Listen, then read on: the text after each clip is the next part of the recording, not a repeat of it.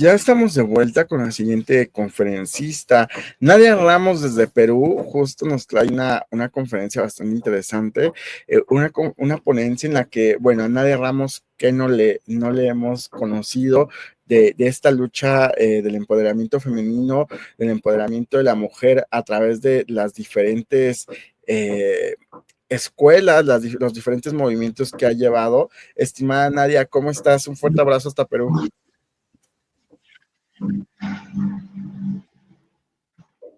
Me congelé. ¿Nos escuchas, Nadia? José Luis, hola. Sí, te escuchamos. ¿Cómo está, Nadia? Hola, querido José Luis, ¿cómo está? Muchas gracias por la invitación que me han extendido de estar presente el día de hoy aquí en Cruz Vaz. De hecho, feliz día del consultor político y pues estoy un poco congelada, te contaré. He estado tratando de compartir la pantalla, mi presentación del día de hoy que quería compartir con todo el público que está conectado para oír el día de hoy este tema tan importante que viene impulsando Cruz Vaz, como es el Día Internacional de la Mujer, bueno, un día antes, previo, pero muy contenta de volver a estar aquí en tu plató virtual, querido José Luis. Muchas gracias, estimada Nadia. No sé Sí, si se logra vemos ahí. ver en la pantalla. Creo que no, justo estoy viendo, creo que hoy el internet nos quiere jugar a una broma. No la veo. Si nos las gustas enviar a través del WhatsApp y te apoyamos a proyectarla. Se me ha congelado toda la pantalla, te contaré, José Luis. Pues parece que la broma también llegó hasta Perú. Pero bueno, no nos dejaremos vencer por esta broma y yo creo que, bueno, voy a iniciar una plática con tu público y de hecho, José Luis, si en alguna parte deseas interrumpir para preguntarme, pues con todo gusto hacemos una especie de diálogo porque a veces uno está habla y no sabemos si realmente se está entendiendo lo que uno dice. No te preocupes, sí, justo esto ha surgido reciente porque estaba yo viendo tu pantalla, te estaba viendo de hecho a ti y sí, como dices, se ha congelado. Ayer nos pasó que se congeló el panel de transmisión completo al cierre. Entonces, bueno, digo, qué mejor que se está haciendo todo lo que está dentro de nuestras posibilidades y justo como lo dices, lo que podamos aportar para la mujer, para el día de mañana, precisamente, que es la conmemoración, pues todo creo que es bienvenido. Así que adelante, Nadia, este espacio es tuyo. Muchísimas gracias, José Luis. Pues bien, cuando José Luis, la cabeza de la consultora, me invita para dar esta disertación en marco del Día Internacional de la Mujer, podía haber elegido muchísimos temas, pero prefería elegir el tema de la plataforma y la declaración de Beijing más 30. ¿Por qué he elegido este tema? Elegí este tema porque considero que han pasado 30 años desde que más de 30,000 mujeres, activistas, académicas, funcionarias, qué sé yo, se dieron cita en Beijing, China, en 1995 y hablaron sobre cómo iban los desafíos en materia de derechos de las mujeres a nivel global. Imagínense ese reto de estar con 30,000 mujeres platicando sobre las grandes necesidades y grandes compromisos que debían de asumir los gobiernos en relación al tema de cómo eliminar toda forma de violencia y discriminación contra la mujer. Precisamente en el caso de Perú fue una delegación importante de mujeres, entre ellas parlamentarias, y trajeron varios compromisos. De los 189 países que estaban representados, repito, en 30,000 mujeres, 22 países tomaron el liderazgo y al regresar a sus países empezaron el trabajo de hormiga. ¿Y qué era ese trabajo de hormiga? Era poner en marcha, implementar un Ministerio de la Mujer, tener una ministra de la Mujer, empezar a trabajar en programas sociales orientados a los temas económicos, políticos, sociales, ¿no? En el caso de Perú, en el año 1997, 2 años después de Beijing, se crea una oficina que promueve los derechos de las mujeres y posteriormente se termina transformando en el Ministerio de la Mujer.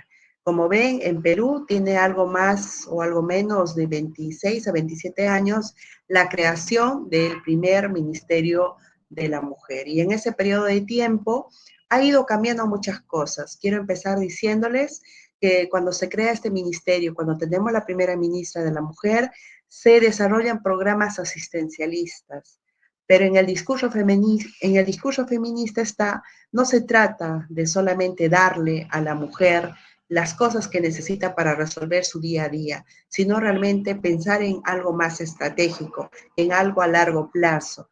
Y entre ellas tiene que ver con el tema de la educación, el tema de la salud, el tema de la prevención, y así podría enumerar un montón de derechos que hoy se han convertido en política pública, que hoy se están aplicando en los gobiernos y que hoy nos permite a nosotras las mujeres decir que la plataforma de acción de Beijing cuenta con 12 esferas esenciales o 12 puntos estratégicos con los cuales se vienen trabajando para lograr la igualdad de género. Seguramente ustedes se preguntarán de qué tipo de estrategia, de qué tipo de derechos estamos hablando, ¿no? Y precisamente como uno de los objetivos o de los dos objetivos que se tiene, estamos hablando de la importancia de la educación y capacitación.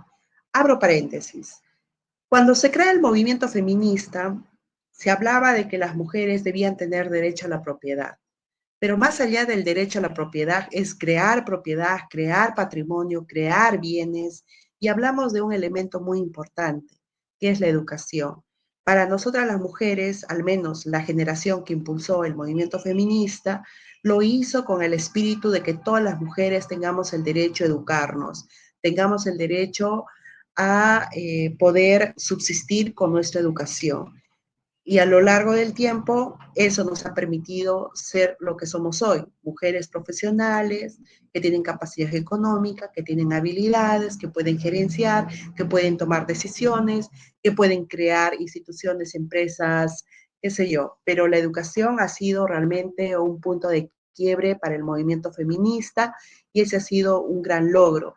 Sin embargo, en el último periodo que hemos visto durante la época de la pandemia, se evidenció que todos los avances que habíamos hecho a lo largo de estos años fue realmente un proceso terrible, especialmente con gran impacto negativo con las niñas y adolescentes de esta generación, porque según los estudios y las investigaciones que hacen, ¿no? Las multilaterales, los organismos internacionales decían, falta 150 años para lograr la igualdad de género, pero sucede este tema de la pandemia y en la pandemia se evidencia que la brecha tecnológica que tenemos en nuestros países, especialmente en América Latina, nos damos cuenta de la cruel y cruda realidad, y es que las niñas son las menos, son las no elegidas por la familia para educarse. Ellas tienen que ocuparse de la familia, especialmente de aquellas familias monoparentales, ¿no? Donde la mamá es cabeza de familia y necesita a la niña para cocinar, lavar, cuidar niños, cuidar a sus hermanos o ocuparse de las labores del hogar. Mientras que los hijos varones sí tienen la posibilidad de estudiar, de educarse y además como son hijos varones, se confía de que un hijo varón sí va a redituar esa inversión en su educación.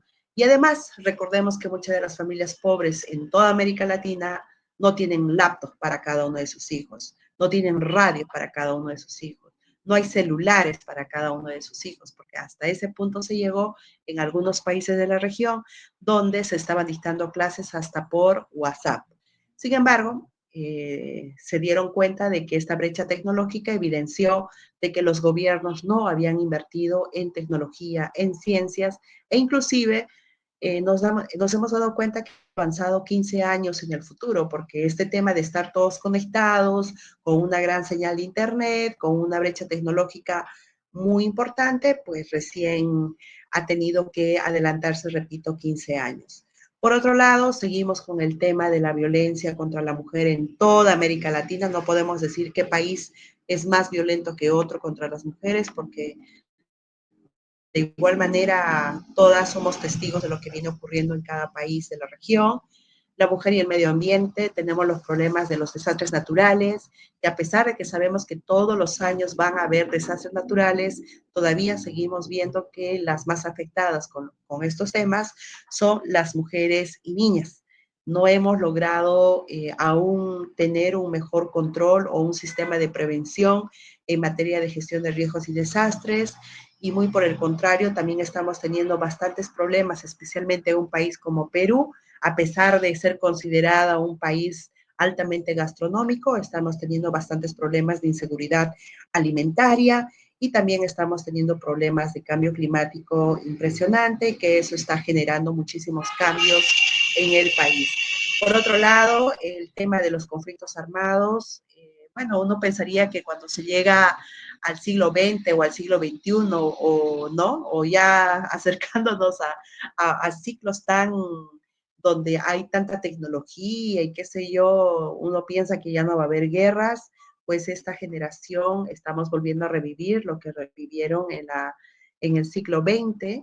Nuevamente estamos viviendo todo tipo de guerras y eso pues está, repito, siempre las guerras las que más pierden son las mujeres y niñas porque muchas veces son utilizadas precisamente por el enemigo para humillarlas, ultrajarlas, asesinarlas, descuartizarlas o usarlas como objeto sexual durante este tiempo que dura la guerra.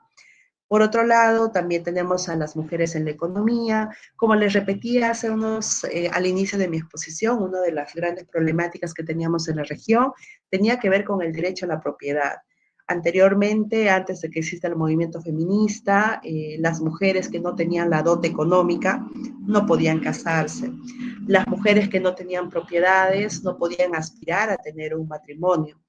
Entonces, una de las aspiraciones era de que si las mujeres tenían propiedades heredadas por el abuelo, la mamá o el papá, que fuesen ellas las que administrasen sus bienes y sus propiedades, que también era una garantía para que ellas pudiesen casarse. Sin embargo, cuando ellas se casaban, esas propiedades pasaban a ser administradas por el esposo, que muchas veces terminaban dilapidando el dinero en cosas que no tienen mucho sentido.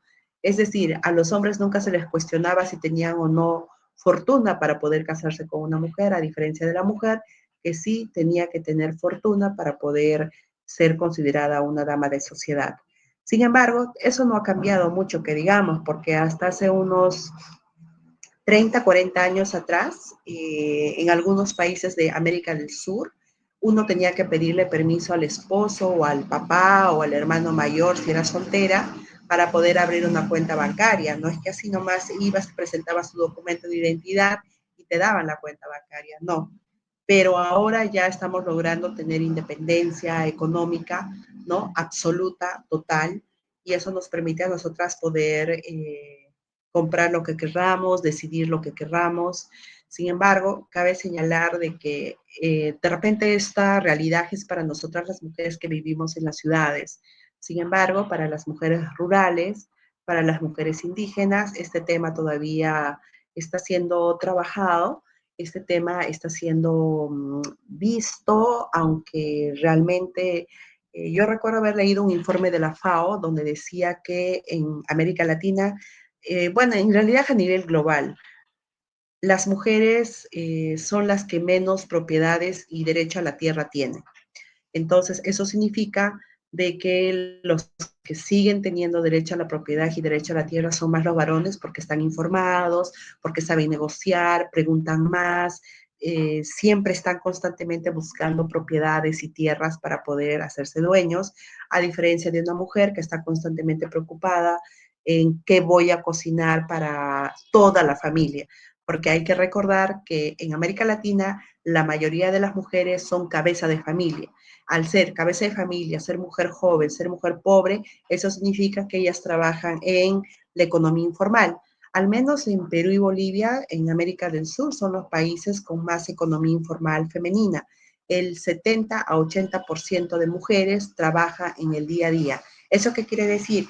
Que las mujeres en este momento no tienen garantía de tener una vejez digna.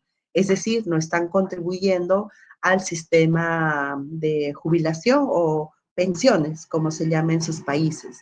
No tienen un seguro de pensión de jubilación, no tienen un seguro de salud, no tienen un seguro de vida y así podría enumerar seguramente muchos de los derechos que no tienen principalmente por estar en la economía informal.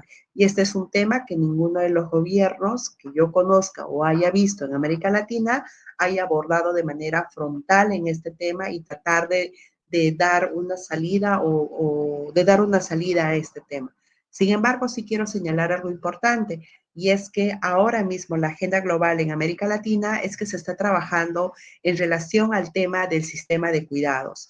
El sistema de cuidados lo que busca es precisamente reconocer el tiempo y horas hombres que le dedica la mujer a cuidar al abuelo, a la abuela, al suegro, la suegra, al hijo con discapacidad total o hijo con discapacidad leve, pero que tiene que dedicarle más del tiempo que ella normalmente le dedicaría si es que tuviese un equipo o una familia que trabaje como equipo y se distribuya el tiempo de atención y cuidados. Entonces, todavía en América Latina no se tiene una ley de sistema de cuidados. Tengo entendido que se está trabajando con proyectos, con protocolos, en el caso de Colombia, en el caso de México, en el caso de Uruguay, en el caso de Chile. En el caso de Perú, se está trabajando un proyecto de ley en relación al tema del sistema de cuidados. Para nosotras nos resulta un gran ejemplo y una buena práctica lo que viene haciendo Colombia. Colombia, a través de su ayuntamiento en Bogotá, está desarrollando pequeños proyectos pilotos para ver cómo funcionaría el sistema de cuidados. Ellas le han puesto a ese programa social es tiempo de mujeres, en donde las mujeres están aprendiendo a distribuir su tiempo para cocinar, lavar, cuidar, para dedicárselas a ellas mismas. Y esperamos que resulte exitoso, y si resulta exitoso seguramente se irá a replicar por todas las Américas y quién sabe si a nivel global. Por otro lado, también tenemos el derecho a la toma de decisiones. Ahora estamos viviendo en un mundo tan conflictuado, un mundo en guerra, y si nosotros nos ponemos a evaluar quiénes están sentados en esa mesa, nos daremos cuenta que su 90 o el 100% siempre son varones. Y es ahí donde nosotras las mujeres es que reclamamos un espacio, porque nosotros creemos que la participación de una mujer ejecutiva tomando decisiones va a ayudar a reducir el nivel de violencia o quizás la guerra. Y necesitamos que ellas también estén presentes en la mesa de poder. También tenemos el problema de los derechos humanos de la mujer. Yo no sé en qué parte, José Luis, ha pasado de que los derechos humanos ahora se ven como un acto terrorista, como algo malo, como algo negativo para la sociedad, cuando en realidad los derechos humanos es lo más grande, lo más positivo y lo que mejor deberíamos de cuidar todos los ciudadanos del mundo. Pero bueno, la cosa es que se ha tergiversado el término de derechos humanos y ahora hay una malinterpretación del tema, y eso nos está generando muchísimo problema a todos y todas. Por otro lado, también quiero contarles que tenemos el gran problema del rostro de la pobreza, que siempre dicen la pobreza tiene rostro de mujer, y es precisamente por estos indicadores que les mencionaba hace unos instantes, que tiene que ver con la economía informal, con los accesos a la salud, educación, vivienda y demás. Por otro lado, sí, es cierto que nosotros no podemos acceder, y porque también tenemos un sistema que realmente es muy triste, tristemente corrupto, porque yo creo que si no fuera nuestros sistemas en nuestros países corruptos, seguramente podríamos decir, yo siento la democracia y siento que vale la pena vivir en democracia, porque por la democracia tengo atención a salud, por la democracia estoy yendo a una universidad gratuita, por la democracia puedo usar el servicio de transporte bueno, rápido, por la democracia, y así podría enumerar un montón de programas sociales que tienen nuestros gobiernos en nuestros países, que eso nos hace sentir que estamos cerca o vivimos en democracia y que vale la pena vivir en democracia. Pero no podemos decir esto porque precisamente estamos viviendo en una situación de corrupción, en una situación que realmente sentimos que como sociedad y por la riqueza de nuestros países no corresponde, pero no podemos evitar, ni tampoco hemos podido evitar que la corrupción se mantenga y continúe y nos siga robando el futuro a todos. Le robó a mi generación, le está robando a esta generación, y seguramente a la nueva generación de ciudadanas y ciudadanos que vendrán también le seguirá robando, porque este es un sistema muy difícil de vencer. Pero bueno, Ahora, la gran pregunta, han pasado 30 años desde la plataforma de acción de Beijing y uno se pregunta, ¿cómo hemos llegado a este 30º aniversario? Bueno, dentro de la agenda que se hablaba de la plataforma, se hablaba sobre la discriminación. Y sí, todavía vivimos y sentimos la discriminación en nuestros países a través de las leyes, las políticas, aunque algunos países, tengo que ser consciente y también reconocer que vienen trabajando muchísimo, ¿no?, en estos temas, y esto seguramente ayudará a, de alguna u otra manera, a reducir las violencias, las discriminaciones en sus países, pero quiero decirles que en pleno 2025 todavía se sigue discriminando, estereotipando, sexualizando a las mujeres y las niñas. Sobre la violencia contra la mujer, otro tema de agenda global, un punto de lanza que tiene la plataforma de Beijing. Se decía que en el año 2000 ya la violencia, esas cosas no iban a existir, pero seguimos viendo la impunidad, seguimos viendo que están desapareciendo mujeres, asesinando mujeres, descuartizando mujeres, golpeando mujeres. Está pasando, sigue pasando lo mismo que pasaba hace 20, 30, 50, 100 años atrás. Sigue pasando lo mismo. Están quedando muchos asesinatos, desapariciones impunes, donde no hay culpables. Y bueno, sí, seguimos viviendo en una sociedad machista, misógina. Y bueno, pasando al tema de los mantenimiento de la paz, también nos sucede lo mismo. Nos sucede lo mismo en el sentido de que tenemos una resolución aprobada por el Consejo de Seguridad, la 1325, Mujer, Paz y Seguridad. Han pasado 25 años y ningún país de la región ha logrado por lo menos llegar a un cuarto plan de acción. El único país que yo voy a señalar en este momento es el único país que tiene 3 planes de acción y que ya ha llegado a diferentes niveles de evaluación de cómo se podría lograr mantener la paz para lograr la consolidación de la paz. Y ese país es Chile, uno de los países más comprometidos en la región para lograr el mantenimiento de la paz. Porque es fácil hablar de paz, pero no es tan fácil cuando vas a diseñar tu estrategia, tu estructura de cómo mantener y consolidar la paz en tu país. Y no necesariamente estoy hablando de la guerra, estoy hablando de los diferentes tipos de violencia que también significa para nosotras un retroceso en nuestros derechos.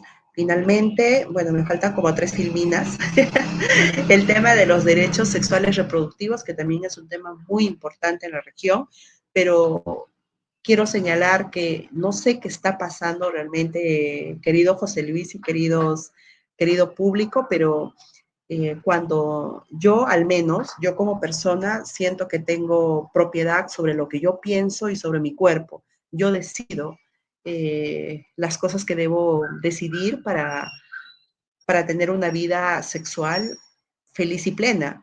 Sin embargo, hay países donde se quieren tomar la atribución de decidir sobre tu cuerpo y sobre tu mente y decirte qué debes y no debes de sentir.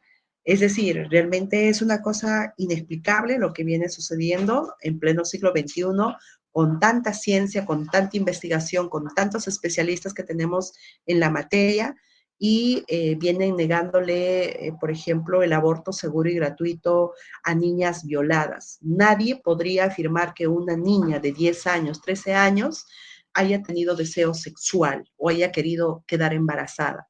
Eso es imposible, eso ha sido una violación, eso ha sido un acto de pederastía. Sin embargo, en esta sociedad o en estas sociedades estamos viendo que hay una oposición a este tema muy delicada y muchas niñas, su cuerpecito no está preparada para maternar, terminan muriendo precisamente por el tema de la pobreza, terminan muriendo porque su cuerpo no está preparado para maternar y podría enumerar otros indicadores más. Entonces, para nosotras es muy importante que la plataforma de acción de Beijing, que es un compromiso global de los gobiernos, sociedad civil, academia y demás, puedan comprometerse a seguir trabajando para poder lograr que eh, haya una mejor información sobre los derechos sexuales reproductivos, ¿no? Haya una mejor garantía para poder lograr que las personas puedan asumir su identidad de género, no ser discriminadas por la sociedad, puedan vivir de manera libre y abierta, puedan expresarse. Es decir, no podemos hacer que todas las personas se desenvuelvan en un modelo heteronormativo, ¿no? Que todos disfrutemos de la igualdad, de la libertad, que estemos libres de discriminación, ¿no? Y así como tengamos un pleno goce de ser ciudadana y ciudadana que toma sus propias decisiones. Por otro lado, vuelvo a repetir, seguimos teniendo este gran problema y dilema que se ha convertido en la defensa de los derechos humanos. Yo no sé en qué momento se ha convertido el tema de los derechos humanos, el derecho a defender terroristas. Sinceramente, yo no entiendo cómo la ignorancia ha podido o puede vencer al conocimiento, porque cualquier persona que se precie de haber recibido educación primaria a nivel básico, a nivel de universidad, se puede dar cuenta que los derechos humanos pues es lo mejor que tiene la humanidad, precisamente porque tenemos que defender los derechos humanos de todos y todos nos defienden a nosotros cuando se nos vulneran los derechos humanos. Y así sucesivamente podría enumerar muchos temas, pero sí hago un llamado especial a las personas que me estén escuchando que se informen, que lean sobre qué defienden los derechos humanos, por qué se creó los derechos humanos, qué defienden los derechos humanos. Y también sepa que los derechos humanos, si en algún momento pasa algo, pues vamos a tener que defender, aunque sea el enemigo, porque es su derecho humano, derecho a expresarse, a vivir, a tener una vida plena, a tener un derecho, un buen juzgamiento, el derecho a la justicia y así. Bueno, me faltan dos últimas filminas. Una de las filminas súper importante, precisamente en este mes de marzo, las Naciones Unidas cada año en este mes de marzo reúne a más de 10.000, 20.000, 30.000 mujeres quienes se movilizan hasta Nueva York, hasta las Naciones Unidas, en esta Comisión Social Jurídica de la Mujer, la CCW, que es una reunión global de mujeres donde precisamente se piden informes a los gobiernos, a la sociedad civil, para que puedan informar sobre los avances y desafíos que tienen las mujeres en sus respectivos países. Entonces, en todo ese proceso, la CCW juega un papel muy importante para el monitoreo, para la revisión, y se habla sobre el progreso que se está teniendo en relación en materia de derechos, ¿no? Y eso precisamente hace las Naciones Unidas. Convoca a todos los espacios donde tienen voz y representación y podamos hablar todos sobre la igualdad de género. Este año se tiene un lema muy importante en la ONU y esta tiene que ver con el tema del derecho a la diversidad de las mujeres y niñas, de que podamos disfrutar en plenitud nuestra libertad.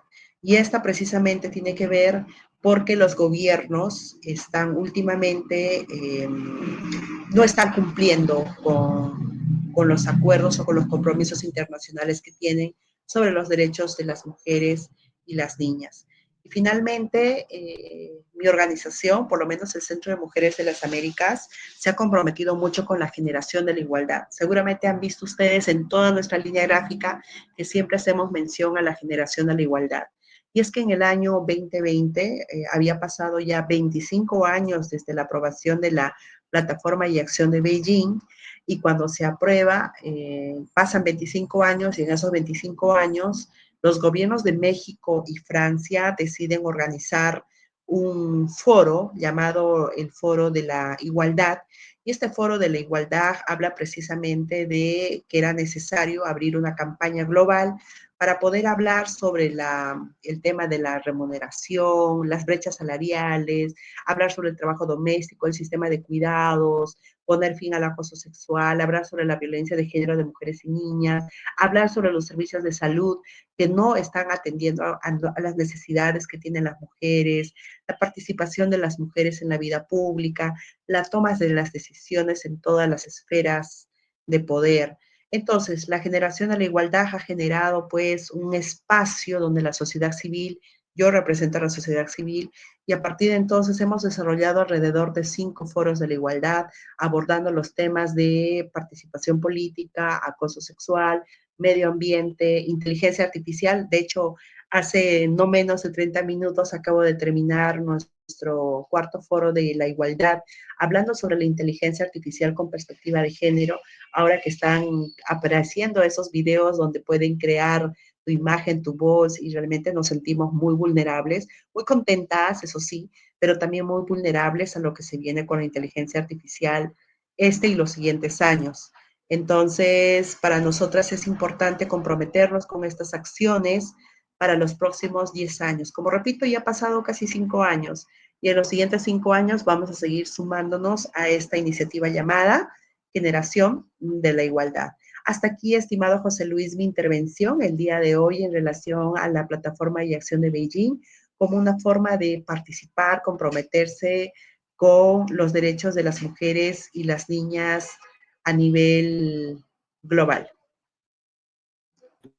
Muchísimas gracias, Nadia. Justo Edurne Ochoa ayer estuvo con nosotros y nos está hablando de esta plataforma y bueno, que 30 años, lo decimos fácil, pero son 30 años en los que los avances han sido bastante complejos, nos decía, y lo venimos también a escuchar de tu parte, ¿no? Creo que son estos últimos 5 años, como bien lo dices, cuando los gobiernos se ponen a trabajar y sobre todo tu país, yo recuerdo en algún momento haber, por diferentes circunstancias, haber colaborado con el Ministerio de corrígeme tú, porque antes creo que ya le cambiaron el nombre, el Ministerio de la Mujer y Niñez, antes se llamaba, o era algo de la mujer, no recuerdo. Ah, mujeres y poblaciones vulnerables. Exacto, trabajamos en Pero vinculación con ellos. va a cambiar de nombre. Le van a cambiar ahora al Ministerio de la Familia. Ok, bueno, y justo No, nos tocó en serio, trabajar José Luis. una parte de esto. Sí, ahora que estuve también, bueno, hace ya unos años que estuve allá en tu país, justo de pronto yo trabajé con un ministerio, estuvimos vinculados a un ministerio, pero no recuerdo a cuál, ¿no? Y con tantos que hay también, pues de pronto es complicado, pero yo recuerdo que las propuestas que traía Perú superaban las que se hacían en México y que esta visión, no solamente de proteger como tú lo dijiste, a las mujeres, sino de generar una equidad, una igualdad entre mujeres y niños, en el que evidentemente esta parte de la propiedad que tú has nombrado con el tema de la interrupción del embarazo de manera legal, yo recuerdo que ustedes la llevaban muy por delante que en México. Y de pronto nos topamos con muchas cosas que llegan a desalentar esas iniciativas, ¿no? Como con cuestiones religiosas, cuestiones de tabúes, cuestiones de creencias, no, pero es que entonces ya no va a ser mujer, ¿no? Y bueno, y quién te dice a ti que puedes decidir que si es o no es, o si quieres ser, ¿no? Bien, hice la anotación de esto de la propiedad que me dijiste, y también del tema de los derechos humanos, porque lo has dicho bien, se están malinterpretando estos derechos humanos. Ahora dicen los derechos humanos defienden a los delincuentes, pero es que creo que tenemos que hacer un retroceso e identificar qué pasó con el tema de derechos humanos, ¿no, Nadia? ¿Por qué nos enseñaron una cosa y de pronto se dejó de enseñar esta parte, ¿no? Correcto, José Luis. Bien, sobre el primer punto, efectivamente, en Perú se aprobó el derecho al aborto el derecho, sí, terapéutico en 1913. 1913. O sea, ya tenemos casi más de 100 años de haber sido aprobado el aborto terapéutico. En otros países de la región no ni siquiera tiene aprobado ese aborto, ese tipo de aborto, pero cuando se aprobó ese aborto lo hicieron los médicos, los mismos médicos daban recomendaciones y decía, se recomienda este tipo de abortos en mujeres que tienen un alto riesgo de embarazo, donde peligra la vida de la madre o el niño, ta, ta, ta. Entonces, y mira, en el año pasado, en el 2024, una parlamentaria presentó un proyecto de ley para que esta ley ya no continuara más.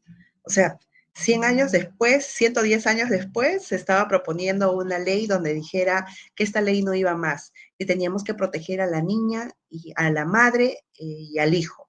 Entonces, pero el Colegio Médico, el Ministerio de Salud, gracias a Dios, se pronunciaron al respecto y dijeron, sí corresponde y esto no es que se le dé el antojo de querer cambiar la ley, no, porque acá hay ciencia y acá hay pruebas de por qué se aprobó en su momento esa ley, inclusive ahora se pueden demostrar con toda la tecnología que se tiene ¿no? De por qué sí es dable un aborto terapéutico. Lo que yo sí estoy en contra, José Luis, es con considerar al aborto como una, de estar abortando a cada rato como si fuera un, ay, no sé, cómo Como si decirlo, fuera un utilizar un resfriado. término. Ah, correcto, exacto, ¿no? Ese tipo de abortos yo jamás estaría, yo sí me pongo en contra, yo no usaría como un método anticonceptivo el estar abortando hijos, eso sí me parece sumamente grosero, malo, cruel, pero lo que sí me parece que es lo correcto es el aborto terapéutico. La ciencia lo dice, sí hay que recomendar que si corren el peligro entre la madre y el hijo, hay que darle a la madre la oportunidad de poder salvar su vida. Por otro lado, sí, coincido contigo muchísimo, José Luis, cuando hablas de que hay un gran repunte, presencia en los espacios políticos de las iglesias. Realmente a mí me ha sorprendido muchísimo y Perú te debe sorprender aún más de que haya tantos pastores de la iglesia ahora mismo en el Parlamento, están elaborando leyes, están haciendo retroceder en leyes, están poniendo muy por delante a están poniendo muy por delante a la Biblia y no a la Constitución como corresponde a un país laico como Perú.